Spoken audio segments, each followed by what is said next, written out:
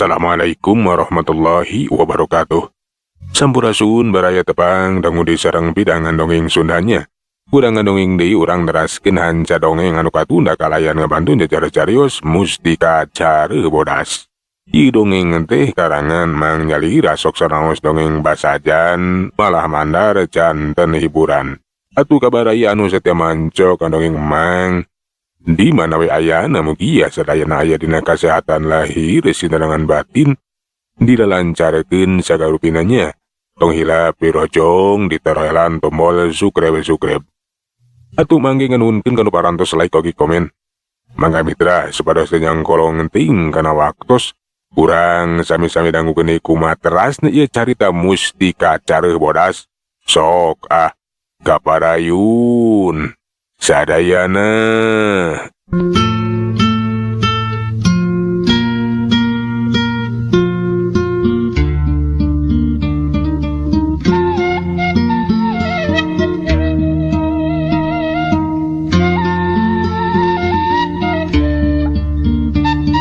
Atuh Nyi Anjani teh ukur bisa ceurik we manikanya nyerian lantaran teu kuat kudu ngalaman papisah jeung anu jadi dulur sekemaran anu tileutik teu oleh babarengan tara ieu apa jauh kiwari mah geus taya di kieuna papisah pikeun salilana. Kang Anjana, kunaon anjeun teh mayunan abdi Kang? Kapanan urang teh salami ieu sasarengan Kang? Abi mah teu kiat Kang. Supami teu sasarengan sareng akang. Kang Anjana.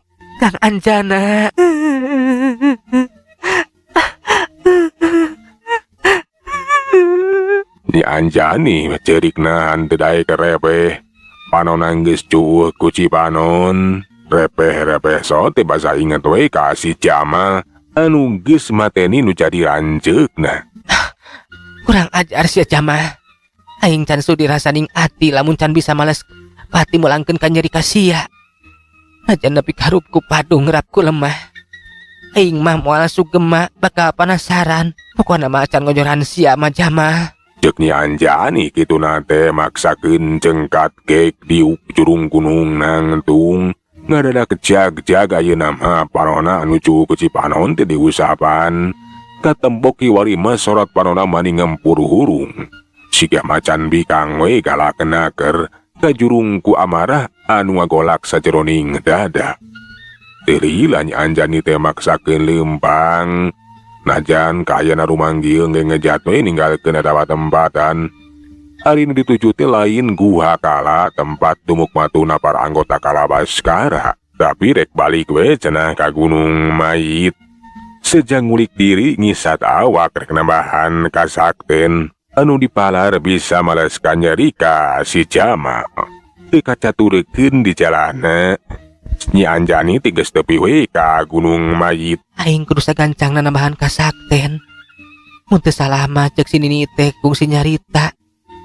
Lamun aing bisa nyangking ilmu ruwat wayit rupa sapa tinang tu bakal jadi jama sakti anu pilih tanding.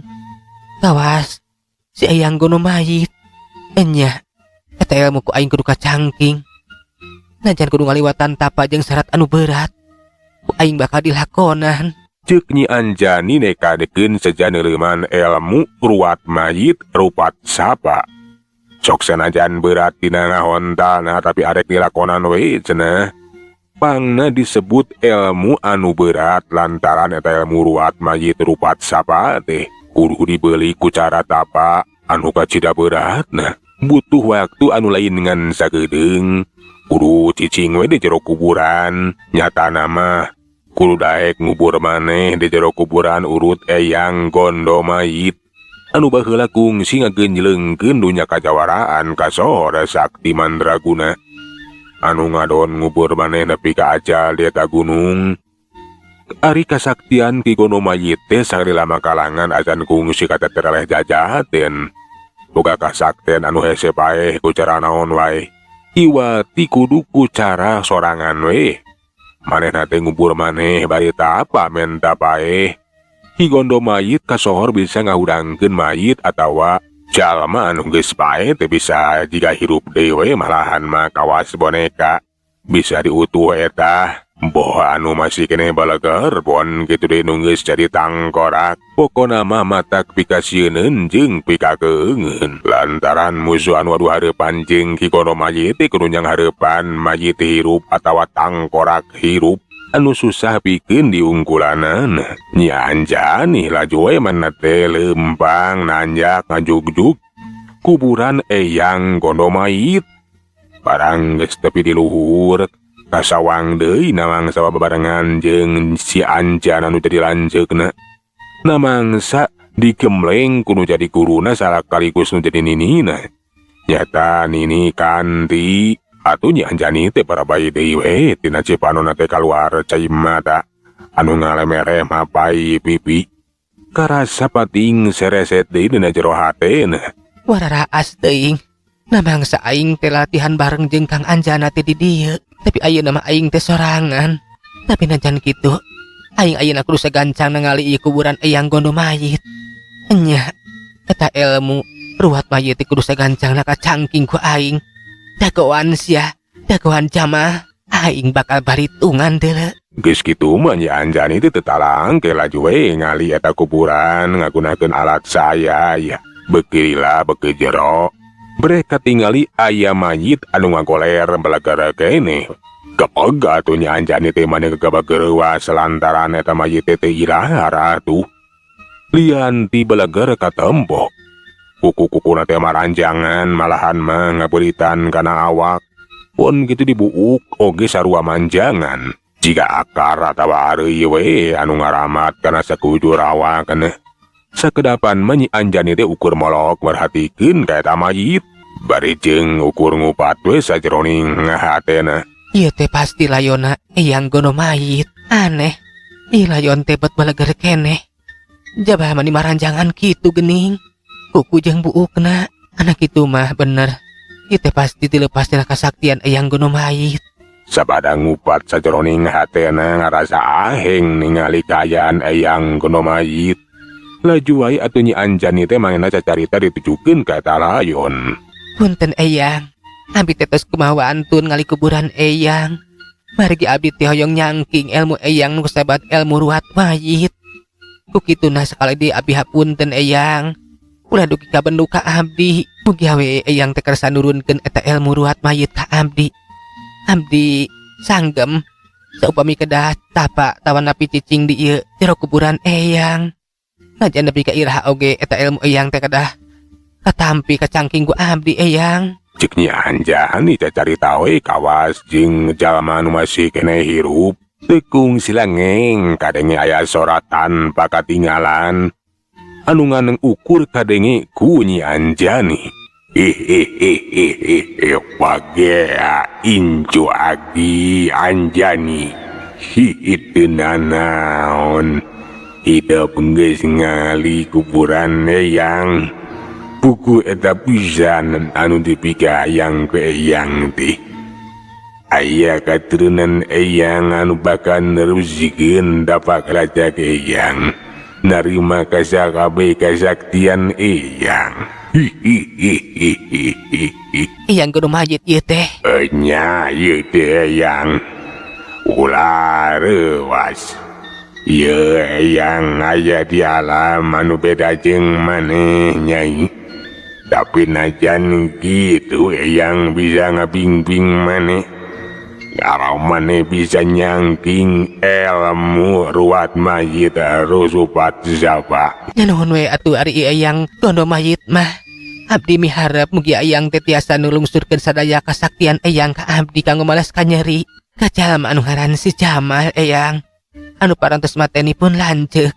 Ieu ilmu bakal turun ka maneh Nyai. Ngan bae wayana maneh kudu cicing jalila 40 poe 40 beuting di dieu.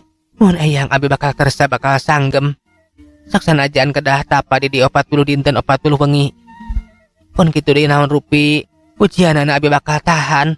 Moal arek ngejat eyang nu penting mah abi tiasa nyangking ilmu eyang. Syukur hari kitu mah Nyai. Engke sabada maneh tapa 40 poe 40 beuting di jero kuburan eyang. maneng ke kudu neangan kuburan di pilamburan. Tuluy kali eta kuburan de ku maneh lobana 40 kuburan. Lamun maneh geus bisa ngahudangkeun mayit di eta 40 kuburan dinang tu, elmu ruwat mayit teh geus sampurna. Tah kitu kumaha sanggup Nyai? Mangga Iyang. Najan kedah kitu ge abdi sanggem. Keun, saupami abdi parantos lulus tapa 40 penting di dieu. Abdi seueur ngajalankeun parentah ti Eyang kanggo ngali kuburan di pilemburan seueurna 40 kuburan. Adek pama gitu mah sok. Gerang mimitian dapat di dieu Nyai. Ulah arek ngejat omah. Najan rupa-rupa godaan, rupa-rupa ujian anu datang, kudu bisa diungkulan. Semohon mangga Eyang, ayeuna bakal dikawitan. Cek nyanjani geus teroba catur, dek bae ngamimitian tapak di jero kuburan Eyang kondo mayit.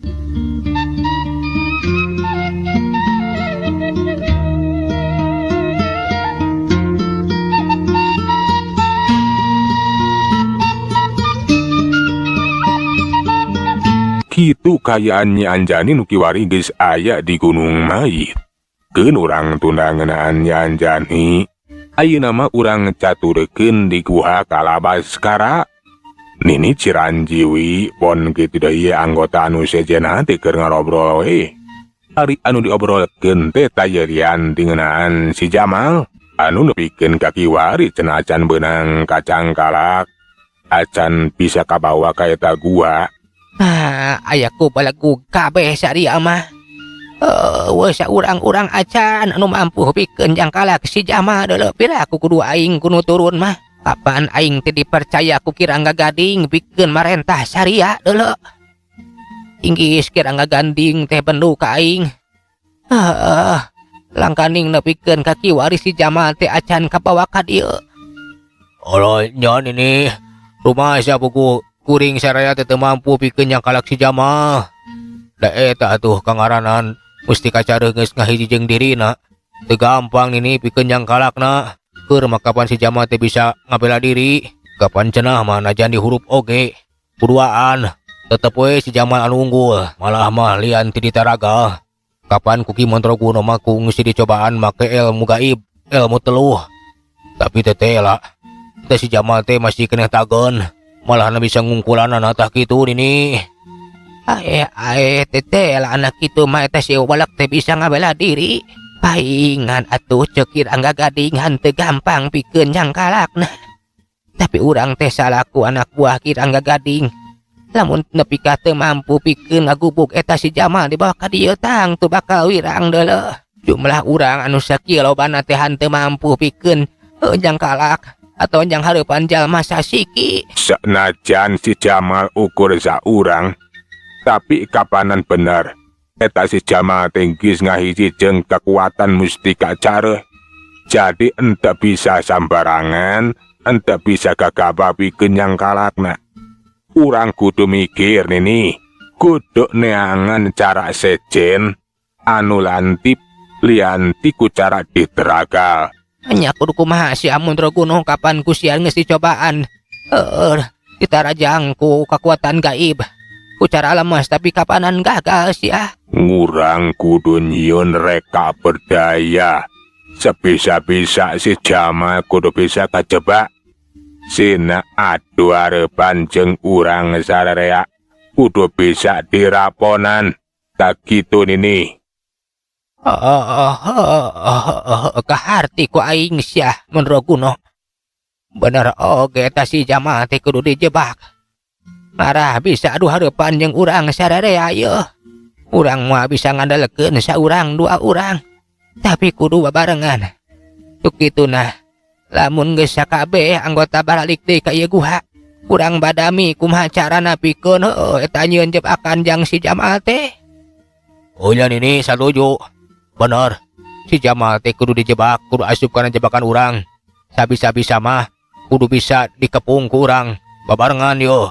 Kitu cenah rarancang eta nini Ciranjiwi sabarakanca teh dina raraga arek nyangkalak si Jamal. Sapada sababaraha urang angun kota Kalabaskara geus baralik di kajero guha, atuh si Nini Curanjiwi teh ngajakan badami kumaha carana anjeunna pikeun ngajebak si Jamal. Dina eta riungan teh sakabeh anggota Kalabaskara hadir ngan bae aya 2 urang anu eueuh nu taya lianti si Anjana jeung si Anjani. Kukuwe atuh Nini Ciranjiwi teh kaget nakamana cenah eta 2 urang jalma kemar teh. Nakamana si Anjana jeung si Anjani? Henteu miruan kana ieu riungan. Ala duka Nini. Kapan parantos dipilarian ka itu ka dieu? Teu aya. Dacan mulang ka dieu Nini. Nyakeun bae eueuh si Anjana jeung si Anjani oge. Ieu riungan teh urang mimitian. Urang sawala ayeuna mah yeuh. Sok sanajan cenah eueuh si Anjana jeung si Anjani, tapi sawala teh arek dimimitian we. Atuh si Nini Ciranjiwi teh harita menta kamandang bisa kabeh anggota Kalabaskara kumaha cenah cara anu hade pikeun ngajebak si Jamal. Bising maraneh boga cara anu hade atawa cara anu jitu pikeun ngajebak si Jamal. Sok geura utarakeun bejakeun ka aing. Pokona mah cara anu panghadena anu pangjituna nu bakal ku aing dijalankeun. Urang teh kudu sagancangna menangkeun eta si Jamal deuleu. Kudu sagancangna kabawa ka dieu. Bakal sakedeung ditumbalkeun ku Kirangga Gading. Pangkaning Kirangga teh sakedap dege bakal lugai tina tapana. Ayo sok geura utarakeun sia montong ngaharuleng kitu. Atuh ari geus dikitukeun mah eta anggota Kalabaskara teh saurang 2 urang mimiti ngutarakeun pamanggihna cara anu jitu cenah pikeun nyangkalak atawa ngajebak si Jamal. Sabisa-bisa mah si Jamal teh kudu bisa katewak ku sadarea, kudu bisa dikepung-kepung, diraponan we hanteu bisa ku sorangan-sorangan. Ngan bae cenah ieu teh teu gampang. Si Jamal nu kibar teh hanteu dumuk matu di hiji tempat, ngejadikeun rancang mana teh bakal manggi kasulitan. Tapi ku cara dipancing sina kajebak tinang tu cenah si Jamal teh bakal bisa dirabonan. Ari cara jeung katang tuana mah sapada si Nini teh ngadedengekeun ti sakabeh anggota Kalabaskara. Si Nini teh nangtukeun sikepna eueuh cara sejen iwati kudu ngutus we cenah saurang ti anggota Kalabaskara anu boga keahlian dina tipu daya. Kituna eueuh cara sejen iwati kudu ngutus maneh ieu mah yeuh. Payahna maneh kudu luntan neangan si Jamal nepikeun ka kapanggih. Si Jamal kudu nepikeun ka diperuhkeun ku maneh. Dibawa ka tempat anu geus ditangtukeun ku urang. Aing percaya kana kahebatan maneh Sawitri. Lantaran maneh mah boga ilmu pamikat. Jeung deui kageulisan maneh bisa narik perhatian eta si Jamal. Ya nuhun we paminini percaya ka abdi mah. Pokona mah si Jamal bakal tiasa diperuhkeun, bakal kacandak ka tempat anu parantos ditangtoskeun. Alus Sawitri. Lantaran aing mah percaya maneh mah moal nimbulkeun kacurigaan deuleu. Mun kitu deui maneh mah pasti bakal bisa dina nyamur jeung nyamar teh. Ku kitu nantong dililakeun deui ji geura indit jeung geura lumampah. Kudu kabawa eta si Jamal teh. Urang janjian di pasir heulang tak kitu Sawitri. Nya mangga Nini. Ayeuna keneh kuring bakal indit. Pokona mah eta si Jamal teh bakal kabawa ka pasir heulang. Lamun geus aya di pasir heulang mah urang ngaraponan ku sararea. Kitu cenah kaputusan tina eta sawala teh. Si Sawitri di antara anggota Kalabaskara diutus we pikeun ini tenangan si Jamal. Arek nyamar atawa nyamur ngearek meruhkeun si Jamal ku cara lemes.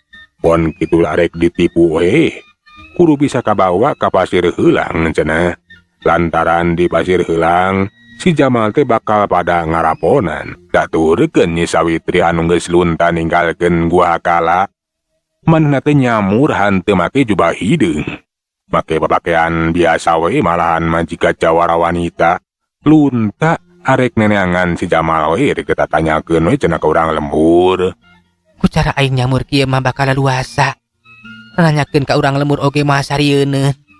Enya Ariku ditatanyakeun mah pasti si Jama teh bakal kapanggih. Atuh Nyi Sawitri teh langsung asup ka pilemburan. Manehna teh pura-pura we nanyakeun ka urang lembur. Susukanan cenah anu manggihan ngaran si Jama anu kungsi ngaliwat katawa cicing di eta lembur. Dibejakeun ciri-ciri nama sakumaha pituduh ti Kirangga Gading. Nyi Sawitri anu keur neneangan si Jama harita teh manehna teh tepi ka salah sahiji warung. Anu kabeneran eta warung teh kungsi kadatangan ku si Jama. Puguh we atus Nyi Sawitri teh maneh bunga. Tajupok tumanyakeun boga warung. Netras ka mana cenah Kang Jamal teh, Mang? Ari cenah mah rek ngalalana we teu puguh anu dituju Nyai. Anu jelas indi teh ka belah kidul. Jadi si Nyai teh adi nanya. Leres Mang teu lepat. Nya nuhun we atuh ari kitu mah abdi bade ka ditu bade dipapai we. Mudah-mudahan tiasa kaudag. Nya Nyai. Alah aya kuleudeungan. Rumampah sesorangan yang anu jadi lanceuk. Jajik. Mudah-mudahan sing gancang kapanggih. Nyi Sawitri teh atuh kebatoy kakidulkeun sugan we cenah si Jama teh kasusul. Lempangna rada gancang dah hayang gancang bisa nyusul si Jama. Sedengkeun anu keur diteteanganna mah harita si Jama teh keur lempang manehna teh disisieun walungan. Karasa awak teh mani hareudang. Kudu dimandian heula cenah ieu mah. Ah, kabeneran aya walungan. Enya leuwih hade ge dimandian heula. Ngara awak teh hanteu kareunang. Jeung mani hareudang kieu hawa teh bayeung-yang lah. Cek si Jama lajo we atuh manehna teh muru ka eta walungan cut turun. Geus kitu mangocai we kokojayan di walungan. Petahna keur kangaranan cai walungan anu herang ngagenyas. Si Jama teh mani anteng naker. Dina kayaan kitu kadenge sorai awewe anu tulung turungan di belah kulon. Puguh we atuh si Jama teh mani curingat. Laju we kuragi ruhanjat. Rap make baju jeung calana geus kitu mangacorelat ngajuk-juk ka sumber sora. Basa tepi kanu dituju teteh lah. Aya saurang wanoja geulis rupa anu keur unur-unuran we lantaran di hareupeun teh katempo aya orai sinuk anu arek macok. Si Jama ngan sakilat ngabalesat bari nyepak eta orai dijauhkeun ti si awewe. Celeng orai teh mah celeng. Atuh si awewe teh katempo ayeuna mah henteu pati soak teuing. Bari jeung ngarasa deug lantaran geus aya anu nulungan. Ah, teu kurang naon Nyai? Henteu Kang. Nuhun abdi parantos diturungan. Pamit aya Akang mah duka teuing kumaha nasib abdi teh. Beureunan tos dipacok ku eta orai Kang. Oh ya syukur atuh ari salambot mah acan kapacok ku orai. Muhun Kang, sakali di abdi nganuhunkeun pisan ke. Nah saha Akang teh? Ngaran kuring Jama, ari Nyai saha? Abdi mah Sawitri Kang. Sawitri. Nah tuh buat aya di dieu nepikeun ka arek dipacok ku orai. Puguh abdi teh nuju reureuh. Nah atuh teu kanyahoan aya orang nyampeurkeun Kang. Untung we kabujeng aya Akang. Nah bade ka mana Nyai teh? Abdi teh bade ka Pasir Heulang Kang. Puguh ge bade milarian pun Bapak. Anu cedah bade ngiringan sayembara di ditu Kang. Abdi melang hariwang ku kesalamatan nu jadi Bapak. Eueuh karunya teuing atuh neneangan Bapak sosoranganan. Di mana tadi teh? Di Pasir Heulang. Jadi di Pasir Heulang teh bakal aya sayembara. Leres Kang, di Pasir Heulang teh aya sayembara adu jago cenah mah. Pun Bapak teh bade kahitu bade ngiringan, abi mah melang hariwang pun Bapak teh cilaka. Jadi si Nyai teh rek nyusul-nyusul nu jadi Bapak. Karunya teuing atuh sosoranganan kieu. Bisi aya nu ngaroga hala atawa aya nu ngaganggu ka Nyai. Kumaha lamun di baturan ku Akang? Terus terang Akang ge penasaran ku eta sayembara. Nah, sayembara adu jago teh diiluan ku saha wae. Duka Kang abi kitu terang ari eta katangtosana mah. Namung nu jelas pun Bapak teh bade ngiringan kana eta acara sayembara. Ya nuhun wae atuh pami Akang kersa sasarengan sareng abdi mah. Sakantenan milarian pun Bapak. Sing horeng si mana horeng. Eta awewe teh tayalian ti si Sawitri euleum mitra waktu saparantos nyekapannya. Sagala urang tuna jajara carita musti kacareuh bodas duy ka dieu urang teraskeun dina sari anu salajengna. Manganuhunkeun tina sadaya paratosanana puntenna tina sadaya kakiranananya. Mang saeureun undur assalamualaikum warahmatullahi wabarakatuh. Cak.